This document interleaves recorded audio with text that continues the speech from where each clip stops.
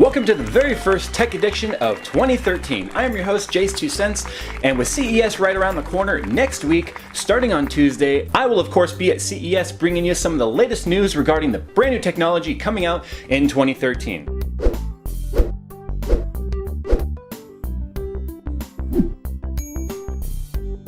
Before we get started, there's two things I want to go ahead and mention. One, check out the shirt. My favorite shirt ever right here.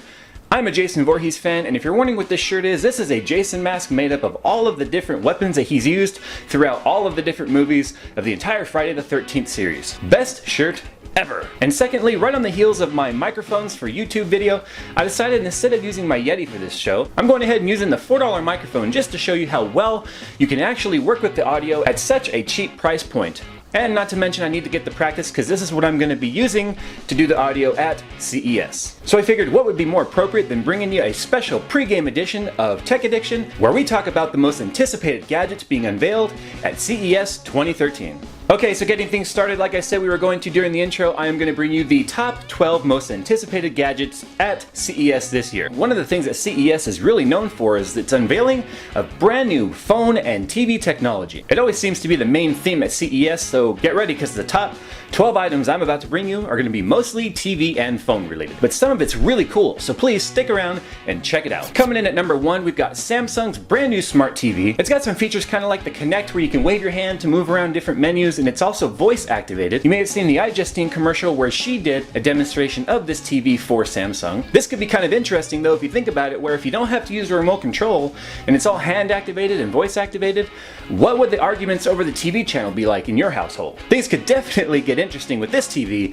if you or the wife or vice versa want to watch two different shows and you're competing for the TV over the loudness of your volume. I want to watch Cops. Well, I want to watch Desperate Housewives. Desperate Housewives isn't even on anymore. But there's still reruns. That's the stupidest show there ever's been on TV. You're the stupidest man I ever married. Why don't you marry somebody else? I probably should have listened to my mother. Coming in at number 2, we've got Google TV. Google TV is a major competitor to Apple TV, and they've already announced some major vendors that have jumped on board with Google TV, like LG, Vizio, Hisense, Asus, and a whole lot more. And they're going to be displaying some of their brand new Google TV features at this year's 2013 CES. They've also mentioned that there's going to be a whole line of set-top boxes as well as full-feature TVs. In CES 2012, we saw several TVs that were featuring 4,000 horizontal pixels.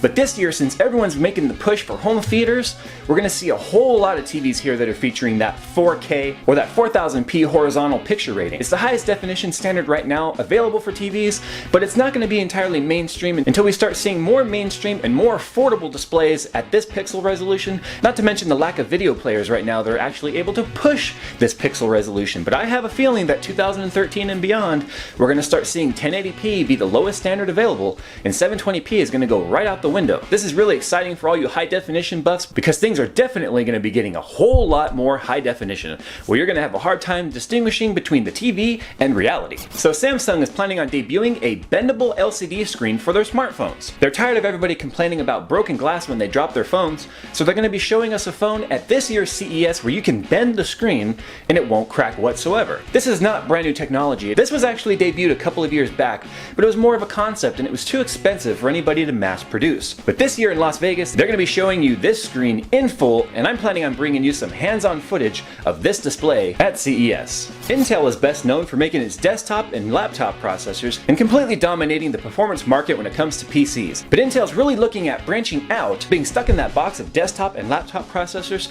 and are now developing mobile processors for tablets and smartphones, and you're going to start seeing a lot more smartphones in 2013 that are being powered by Intel. But Apple better get ready to really step it up because the performance numbers on some of these Android-driven Intel-powered phones are looking very, very impressive. And I can't wait to get hands-on with this stuff in CES because it looks very, very promising. And with a name like Intel backing your mobile hardware, I think things are really getting ready to step up for Android, and it's going to get really, really ugly in the smartphone ring for anybody not running these Intel processors. And this could be a good thing because more competition in the field means lower pricing, which means lower prices for the consumer. So by now, we've all probably heard that Windows 8 is nothing more than a tablet software ported to a PC to allow for a single platform between mobile and full-scale systems. So it's no surprise that this year at CES there's a lot of anticipation between hybrid machines where you can take a tablet and plug it into a dock and it turns into a full-based PC with keyboard, mouse, and the whole deal. And when you're ready to leave, you just undock it and off you go. And when you need to move, you just undock it and off you go, and all your work goes with you. There's already been a few commercials out on TV displaying this sort of Windows 8 tablet, but we're going to see a whole range of manufacturers now outside of just Microsoft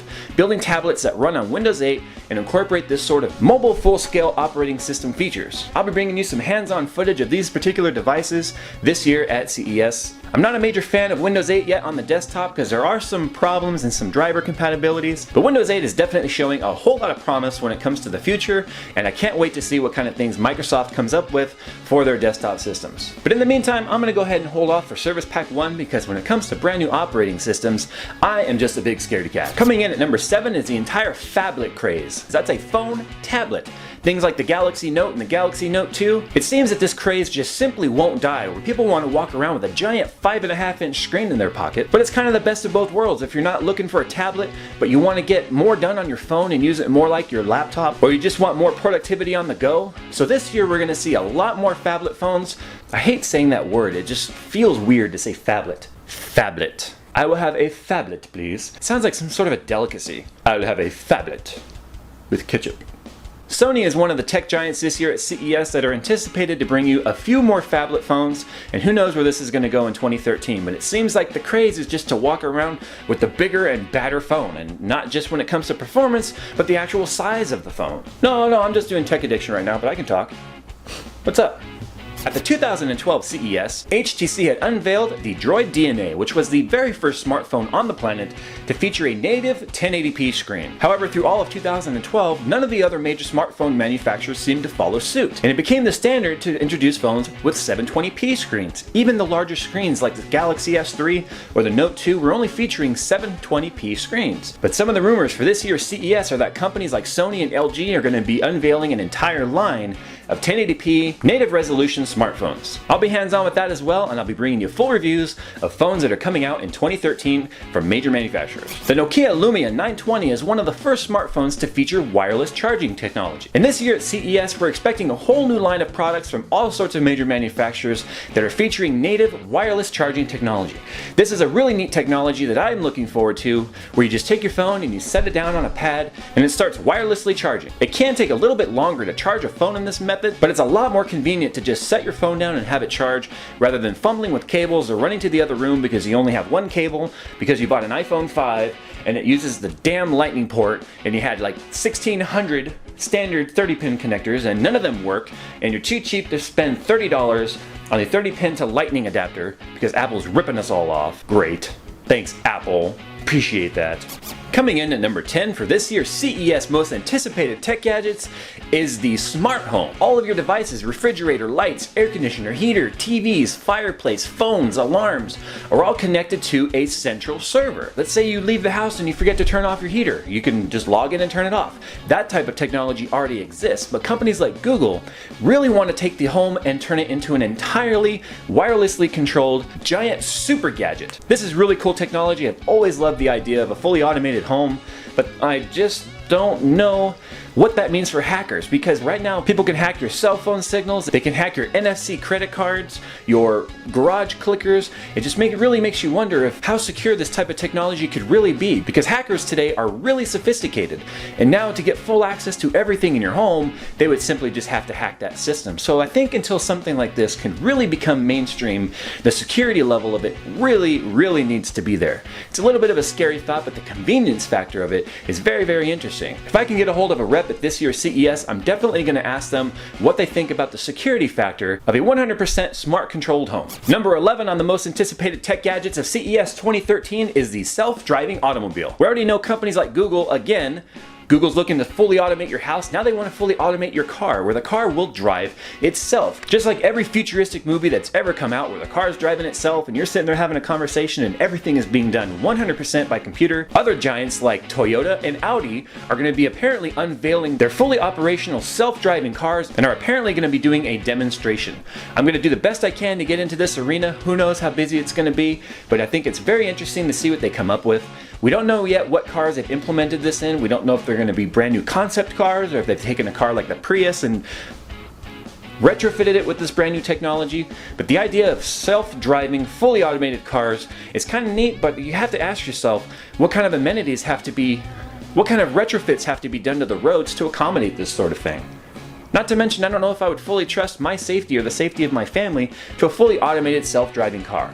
We all know the future's heading that direction, and of course the unknown is always scary, but this is going to be a pretty cool demonstration, and I'm going to try to get there and bring you a first-hand look at the world's first fully automated self-driving vehicle. And topping off the list at number 12 of the most anticipated tech gadgets being unveiled in Las Vegas at the 2013 CES is the brand new free open source Ubuntu smartphone operating system. They've already published a very lengthy demonstration of their new smartphone operating system, and like Android, it runs on Linux and it's fully open source. It's much more open than iOS, however it's much more polished than Android, so it's really interesting to see where it's going to kind of fit in the smartphone arena. However, with companies like Apple and Google already having a firm grasp on the smartphone community, it's going to be really hard to get manufacturers like LG or Sony or HTC to really open up and offer a device for this type of product. It does look really exciting, it does look really neat. I'm gonna get hands-on with this device at CES. A lot of people are really looking forward to this, especially people who just don't like any of the three options that are out there now, and those options being, of course, Windows Phone, Android, and iOS. The real test for Ubuntu is gonna be how friendly they can make their software developer kits and just how open and friendly their market is gonna be. It's also gonna be very difficult to get consumers to jump on board with a brand new operating system like Ubuntu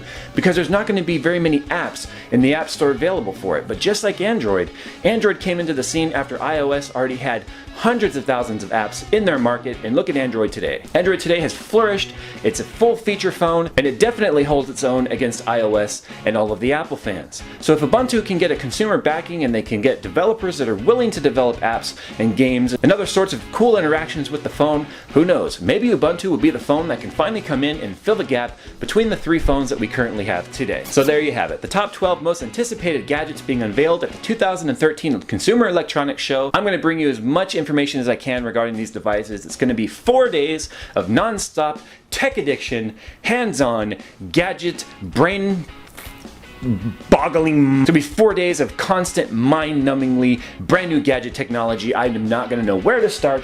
I am not gonna want to go home at the end. I'm gonna stomp my feet, I'm gonna kick, and I'm gonna scream, and I'm gonna say, I don't want to leave, I don't want to leave. I want to take everything home with me. I can't wait to see what they're giving out at CES. A lot of these vendors give out some really cool swag, and they really want to get the consumer excited about their products. So if anything's given to me and I'm not really interested in or looking at keeping, maybe we'll turn it into a giveaway. Maybe JayzTwoCents will do a CES themed giveaway. Sorry guys, no tech dumbass this week. My throat is completely gone. Keep your eye on my feed and watch your sub box because I just might go live tonight on YouTube. But I've got to go ahead and get out of here. My throat is killing me. It's dry. I feel like I'm gonna probably faint at any minute here, but I hope you've enjoyed this week's Tech Addiction. It almost didn't happen because I'm sick, but as always, I always come through because of my core-based subscribers. Look forward to this show each and every week, and I can't wait to see what 2013 brings for Tech Addiction. It's been a very exciting end of 2012. I've got over 2,200 subscribers already in 4 months, and I can't wait to see what's gonna happen in 2013 for JayzTwoCents. So there you have it. I appreciate you watching. Click that subscribe button right there, and I hope that you guys will continue to follow me, share this show with your friends, and let's see just how big we can make Tech Edition in 2013. Because of course, without viewers like you, this show would be absolutely nothing. Thanks, and I'll see you guys at CES.